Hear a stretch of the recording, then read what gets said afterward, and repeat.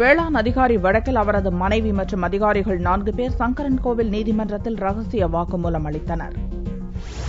வேளாண் அதிகாரி முத்துக்குமாரசாமியை தற்கொலைக்கு தூண்டிய வழக்கில் அக்ரி கிருஷ்ணமூர்த்தி, தலைமை பொறியாளர் செந்தில் ஆகியோர் கைது செய்யப்பட்டு நெல்லை மத்திய சிறையில் அடைக்கப்பட்டுள்ளனர். கிருஷ்ணமூர்த்தியின் ஜாமீன் மனு மீதான விசாரணை கடந்த 22ஆம் தேதி நெல்லை நீதிமன்றத்தில் நடந்தது. அப்போது கிருஷ்ணமூர்த்தியின் வக்கீல் கதிர்வேல் சில முக்கிய வாதங்களை முன்வைத்தார். இவ்வழக்கில் இதுவரை அளித்துள்ள சாட்சியங்களில் யாருமே கிருஷ்ணமூர்த்தி மீது குற்றம் சாட்டவில்லை. எனவே சாட்சியம் இல்லாமல் கைது செய்திருப்பதாக கூறினார். இதனால் அக்ரி கிருஷ்ணமூர்த்தி மீதான சாட்சியங்களை நீதிமன்றத்தில் பதிவு செய்து ஆவணப்படுத்த வேண்டிய கட்டாயத்திற்கு சிபிசிஐடி போலீசார் தள்ளப்பட்டனர். இந்நிலையில் கடந்த வெள்ளியன்று கிருஷ்ணமூர்த்தியின் உதவியாளர் பூவையாவிடம் அதிகாரிகள் சாட்சியம் பெற்றனர். இதைத் தொடர்ந்து திங்களன்று வேளாண் அதிகாரி முத்துக்குமாரசாமியின் மனைவி சரஸ்வதி, வேளாண் துறையின் இணை இயக்குநர் சந்திரசேகரன், வேளாண் துறையின் மதுரை கண்காணிப்பு பொறியாளர் தேவேந்திரன், உதவி பொறியாளர் ராஜகோபாலன் மற்றும் அலுவலக கண்காணிப்பாளர் பீட்டர் ஐசக் ஆகியோர் மாஜிஸ்திரேட் முரளிதர கண்ணன் முன் ஆஜராகி சாட்சியம் அளித்தனர்.